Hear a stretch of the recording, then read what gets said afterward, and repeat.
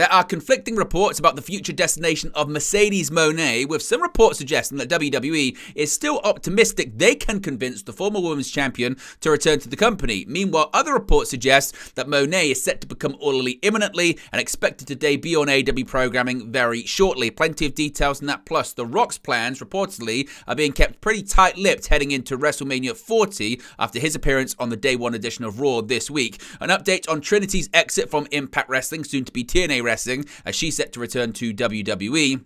The real reason for Kevin Dunn's departure from WWE has been revealed. CM Punk has opened up on his return to WWE at Survivor Series and revealed how he kept it from being leaked out. Charlotte Flair undergoes surgery on her knee injury. Kazuchika Okada versus Will Ospreay is confirmed for the Battle in the Valley event later on this month. Speaking of Ospreay, his final match in New Japan Pro Wrestling has been confirmed. We've got a contract and injury update on former AEW World Champion MJF. Changes that Tony Khan was forced to make to the Continental Classic tournament have been revealed. A return seemingly is confirmed for tonight's edition of SmackDown, plus a former NWA Women's World Champion is offered an NXT contract.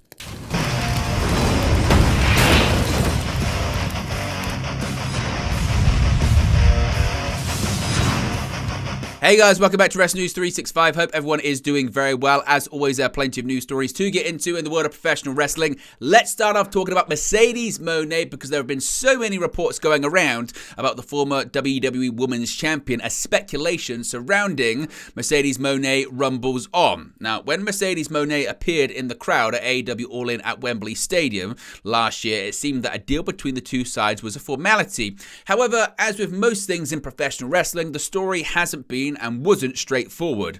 Mone didn't put pen to paper, and it was reported that the former Sasha Banks was then in talks with WWE, although those discussions collapsed over money. In something of a full circle moment, Mercedes Mone is now expected to sign with All Elite Wrestling. Writing in the Wrestling Observer newsletter, Dave Meltzer noted that while the predominant feeling is that Mone lands in AEW, some in WWE have speculated that this could be another CM Punk situation.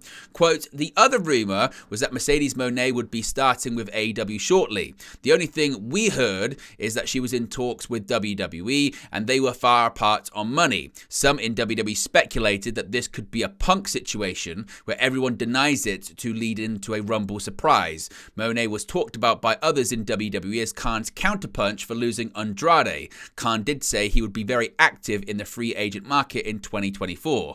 Of course, Mercedes Mone hasn't featured for WWE since walking out of a Monday Night Raw taping on May 16, 2022. The star and fellow Women's Tag Team Champion partner Naomi reportedly left following a row over creative. While Mone appears unlikely possibly to return to WWE, if you believe some reports, Naomi, Trinity, looks like she is set to be heading back to WWE. We'll talk about that in just a second. However, an interesting report from PW Insider certainly got a lot of people talking when it comes to Mercedes Mone, and it's since been updated as well. This is absolutely fascinating stuff. So, Mercedes Mone, according to Mike Johnson of PW Insider, the last that he had heard was that communications have opened between WWE and the former Sasha Banks about a potential return. This was around Christmas week. Bernardo, who has been out of action since breaking her ankle working for New Japan Pro Wrestling, of course, left WWE in 2022. She debuted for New Japan Pro Wrestling around this time last year at Wrestle Kingdom and made appearances for Stardom and New Japan. There had been at least loose plans for Mercedes to work for AEW at the 2023 Forbidden Door pay-per-view, but her broken ankle prevented that. She was shown sitting in the crowd at All In 2023 this past summer in London, teasing a potential debut, but has not been mentioned since. WWE sources noted to PW Insider that several factors, including change in ownership and the Paul Levesque creative regime firmly in place, set the stage for two sides to reset the relationship and for Mercedes to potentially return. PW Insider have been told the company would absolutely love to have her back and have made that clear, and at least early discussions between the two sides have happened. One WWE source said to PW Insider they felt confident about her eventual return as Sasha Banks, but cautioned that until a deal is signed, nothing is ever official. Now, this is what's quite interesting. Mike Johnson wrote the following. He said, quote, before anyone asks, we have not heard anything since in regard to her in AEW or New Japan, but one would think that AEW would want to sweep in and make a big offer to add some oomph to their first 2024 quarter. So that report went out at the time, and then very quickly, seemingly seemingly someone from AEW, or at least a source within the company, reached out to Mike Johnson seemingly to set him straight, because he posted the following update saying, quote, "Since the initial post, an AEW source reached out to say the company has absolutely been in contact with Mone and said, quote, 'If you don't think we are in the hunt, you are crazy,' end quote." So, quite interesting seemingly that Mike Johnson would put out that report suggesting that maybe he didn't really hear anything about talks between AEW and Mercedes Mone, and actually those in WWE did want her back and talks had happened, and then very quickly someone from AEW reaches out to Johnson and says, no, we absolutely have had talks. Now, interestingly, Andrew Zarian of the Mat Men podcast kind of expanded upon the general feeling that Mone is set to land in AEW and possibly debut maybe as soon as next week on AEW programming. He had the following to say about the former women's champion. I think Fightful's report is very accurate. Mm-hmm. I believe she's headed there. I did not anticipate her for this week's show. I'll tell you that, based on what I know. I think next week would be a little bit more realistic. I don't know if she's debuting next week on the show. Okay, let me just put that out there. I will say that it's way more realistic that she debuts next week on the show if she was debuting within. But I think it's imminent. Like, I think it's any week now. She'll show up. I don't, somebody asked me, like, if you were to give a percentage, I would say 90, Okay. Anything could happen. But I believe it's done. That's my belief based on all the pieces that I put together. So he's suggesting 90%, that's his confidence level, and he believes that it's done. Mercedes Mone is going to be headed to All Elite Wrestling. Where do you think she's going to end up? Is it going to be in AEW? Is it going to be in WWE? Let me know your thoughts, your predictions, as always, in the comment section below.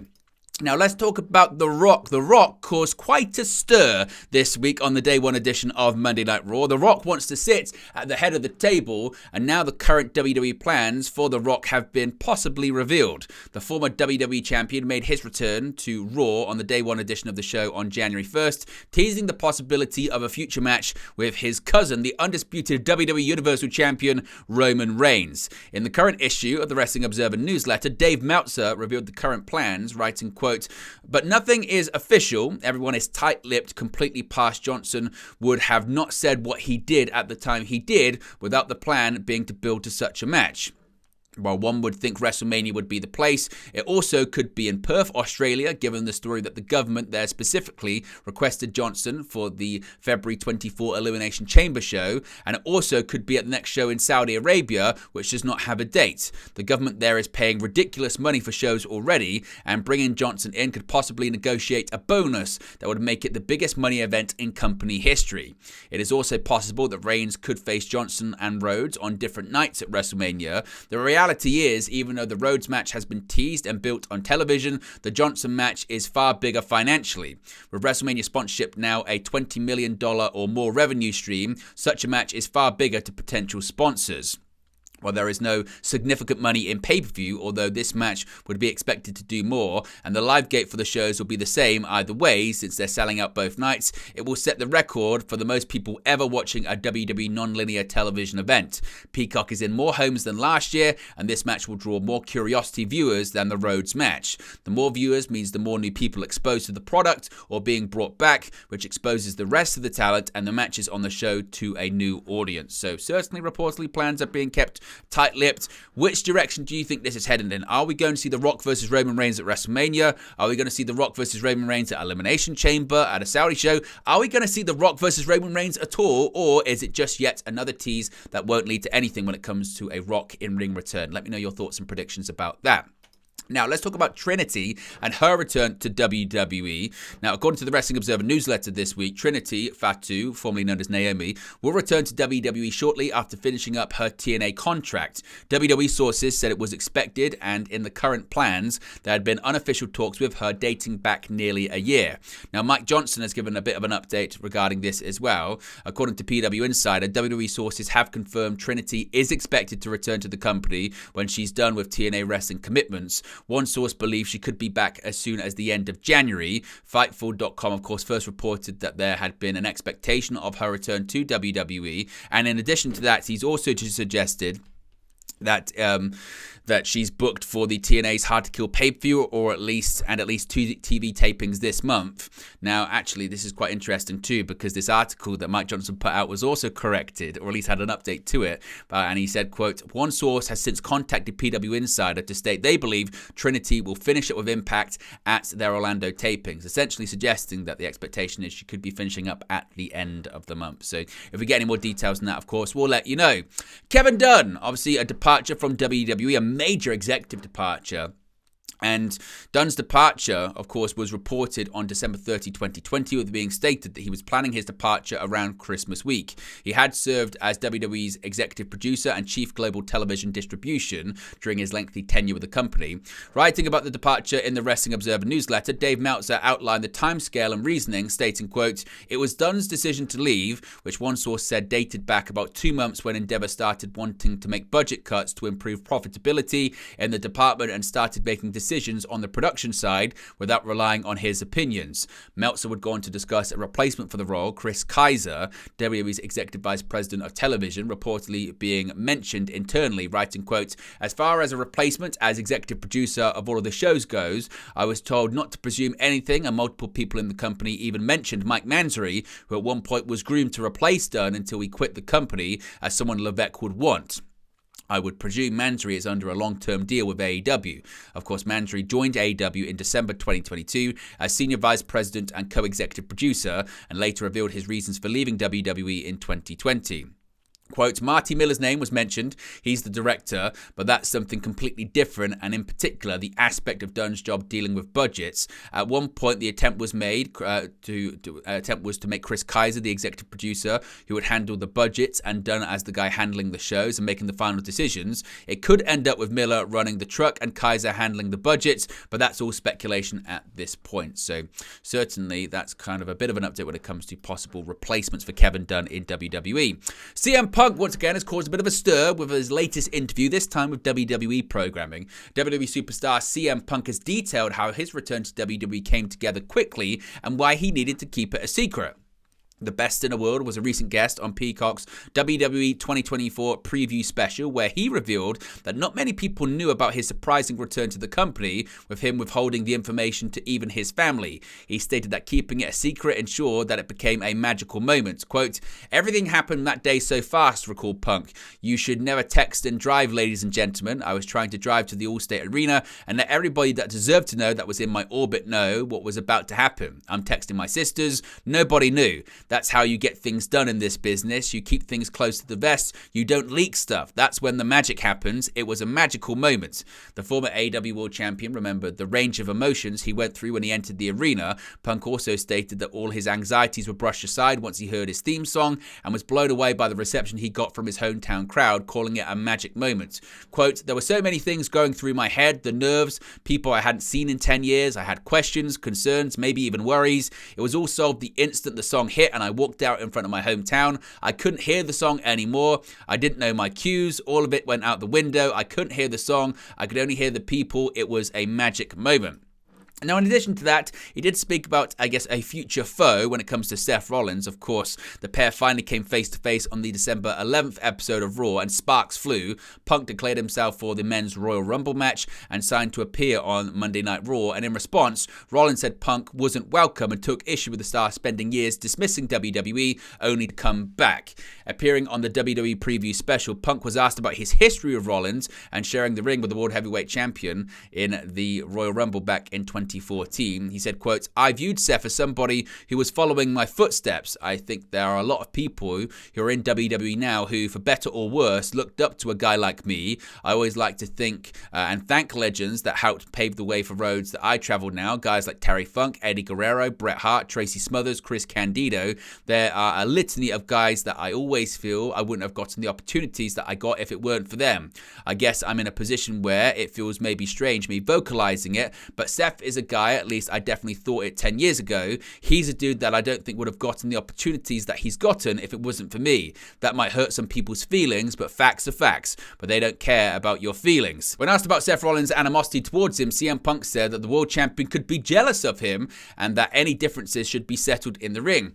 Quote, what Seth honestly feels about me is none of my business. That's how I approach it. Maybe he's jealous, maybe he's envious. It's not for me to decide and figure out. Luckily, there is a ring. A lot of times when you have differences with somebody, you get to settle it in the ring. The Rumble is in my immediate future. If Seth is still the champion, when the dust clears, maybe we can walk and talk about it and then settle in the ring. So seemingly, Punk and Rollins are on a collision course. It's just a case of when and not if. Now, Charlotte Flair has undergone surgery on her serious knee injury. Charlotte Flair suffered a torn ACL, MCL, and meniscus during her match against Asuka on the December 8th episode of SmackDown, and the Queen took to social media to share a photo from her recent surgery with a message. In her post, Flair noted that she's ready to conquer again, and in 9 months she'll be coming back with the best version of the Queen the fans have ever seen, and thanked her family, friends, and fans for their positive messages. The 14-time Women's World Champion also shared how she was happy that she got to be the good guy for once because of various fans' interactions at live events. Her current injury is really the first major injury she's had in her 12-year WWE career. In the past, she has taken career breaks, such as in 2022 when she was away from television for over 7 months. During that time, she got married to Andrade Idolo. In addition to that, she's had nagging injuries in the past, but nothing ever as serious as this. Of course, only a few weeks ago, Flair reportedly signed a contract extension with WWE, which is rumored to be a multi-year deal, which is one of the largest contracts ever handed out to a female competitor in WWE history. Let's talk about some New Japan Pro Wrestling, starting off with Will Ospreay versus Kazuchika Okada. The first match is official for New Japan Battle in the Valley on Saturday, January 13, with 2 other high-profile bouts teased or agreed to. New Japan Pro Wrestling officially announced the main event for next Saturday's pay-per-view will be Kazuchika Okada versus Will Ospreay. It will be the 10th career singles meeting between the two, and the first since the G1 Climax 33 in July of last year. The 2 other matches appear likely for the event following the post-New Year backstage comments. Shingo Takagi confronted Jon Moxley in a backstage segment comments following the dash and challenged Moxley for Battle in the Valley. Moxley accepted the challenge and added a no disqualification stipulation to. Whilst it's been agreed to, the match is yet to be officially announced by New Japan Pro Wrestling, but it looks like that's going to happen. Similarly, it looks as though Bryan Danielson versus Zack Sabre Jr. will meet once again at Battle in the Valley. Sabre addressed Danielson backstage, while Danielson said there is no way that Sabre can make him tap out. Danielson and Sabre met at Wrestle Dream on October 1st of last year in a match won by Danielson, so certainly we could see that match at Battle in the Valley too. Speaking of Ospreay, his final match in a New Japan Pro Wrestling ring, certainly as a full-time contracted performer, has been announced too. At New Year's Dash, it was revealed that Ospreay's last match as a New Japan wrestler will take place at the New Beginning in Osaka on Sunday, February 11. The United Empire, that have been Ospreay, Jeff Cobb, Haner, TJP, and Francesco Akira, will face Bullet Club War Dogs, David Finlay, Alex Coughlin, Gabe Kidd, Clark Connors, and Drilla Maloney in a steel cage match. Now that's very significant because this will be New Japan Pro Wrestling's first cage match since 2004. Finlay added the stipulation after Ospreay challenged Bullet Club War Dogs to a match. The 2 factions faced off at New Year Dash, but the 10-man tag turned into a chaotic brawl and ended in a no contest. At Wrestle Kingdom 18, Finlay defeated Ospreay and Jon Moxley in a 3-way match to become the inaugural IWGP Global Heavyweight Champion. So certainly, again, very significant and a very big match. Of course, in November, Ospreay announced he had signed a multi-year contract with All Elite Wrestling. His New Japan Pro Wrestling contract doesn't expire until February. With AEW and New Japan having a working relationship, Ospreay was still able to have matches for New Japan despite being full-time with AEW. Ospreay is facing Josh Alexander at TNA Wrestling's television tapings in Las Vegas on Sunday, January 14 as well. So certainly a busy couple of months for Will Ospreay. Now, a bit of an update when it comes to MJF. People have been talking a lot about him recently. MJF has lost the AEW World Championship. He's been removed from the roster page as we enter the bidding war of 2024. Previously, MJF had revealed, or at least stated, that his contract was up in early 2024 and he expected there to be a bidding war for his services. Recent reported stated that WWE believes MJF signed a deal with AEW back in 2022 and the current talk is all a storyline. Dave Meltzer has provided an update on the current plans for MJF in AEW, writing in the Wrestling Observer newsletter, quote, "They are also doing a storyline where MJF is now a free agent. MJF was not advertised for Wembley and was pulled from the roster on the website to play up the idea his contract expired at the end of the year. Most believe he had signed a new long-term deal in 2022, although he always denied it. One would think it would be crazy to have MJF as champion for almost the entire year of 2023 if his contract ended at the end of the year. But Tony Khan putting the title on Jon Moxley, who was working without a contract, although Moxley at the time was pretty much sure he wasn't going to WWE, and they had an understanding he was staying, and they were finalizing a new deal. Now, when it comes to his injuries as well, Dave Meltzer has opened up on the extent of MJF's injuries too, writing, quote, MJF worked the match in great pain with his torn labrum as well as hip injury from the crazy elbow drop off the top rope to the floor in the Jay White match at Full Gear. The shoulder injury is the most serious. He's hoping to have it healed through rehab rather than surgery, because surgery would put him out for months, and he was told to possibly close to a year, which he wants to avoid. But long term, he's young, and getting this fixed long term could be a lot better than it constantly being a problem for the rest of his career. As of now, he and doctors will determine what direction he tries. So that's a bit of an update when it comes to MJF. Now, the Continental Classic closed with Eddie Kingston being victorious and winning the inaugural tournament, but reportedly Tony Khan made some changes to the booking of the tournament too. At World's End, the first ever Continental Classic came to a conclusion with Eddie Kingston getting the better of Jon Moxley. The win topped off an incredible year for Kingston, who also achieved his dreams of becoming a world champion and competing in New Japan's famous G1 Climax tournament. However, the tournament underwent a few tweaks along the way. Reporting in the Wrestling Observer newsletter, Dave Meltzer stated that Khan wanted to include more time limit draws, but was talked out of it, saying, quote, there were booking changes in the original incarnation of the Continental Classic. Originally, there was going to be more time limit draws, but Tony Khan, with feedback from others, ended up limiting it to just the Bryan Danielson versus Claudio Castagnoli match. I believe in every incarnation, it was to come down to Eddie Kingston versus Jon Moxley. Now, tonight's it's SmackDown. It's the New Year's Revolution edition of SmackDown. And spoilers ahead. Skip ahead if you don't wish to be spoiled. We'll give you 5 seconds. 5, 4, 3, 2, 1. There is set to be a big return tonight, and that is the Authors of Pain with Paul Ellering. Now, PW Insider is reporting that Paul Ellering has been spotted in Vancouver, the site of tonight's WWE New Year's Revolution edition of SmackDown. Naturally, an AOP return is expected for tonight's show. Writing, quote, WWE Hall of Famer Paul Ellering was spotted in Vancouver this morning. The expectation, as PW Insider reported previously several weeks ago, is that he and the Authors of Pain will return to WWE on tonight's SmackDown as part of an alliance with Karrion Kross and Scarlett. Now, many WWE fans expect that Karrion Kross will be aligned with the Authors of Pain upon their return. It has been told, reported that the Authors of Pain were quietly signed to new deals well over a year ago. It's been the plan to bring them back for a long time with Paul Ellering. The trio was a favorite of Triple H's, one that Triple H Vince McMahon disbanded upon AOP's entry onto the main roster several years ago. So certainly, again, it's very, very significant.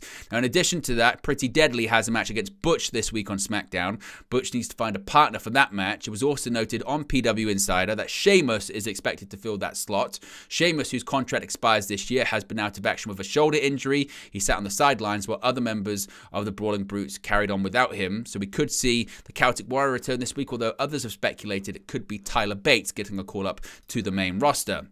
Finally, former NWA World Women's Champion Camille reportedly has been offered an NXT contract.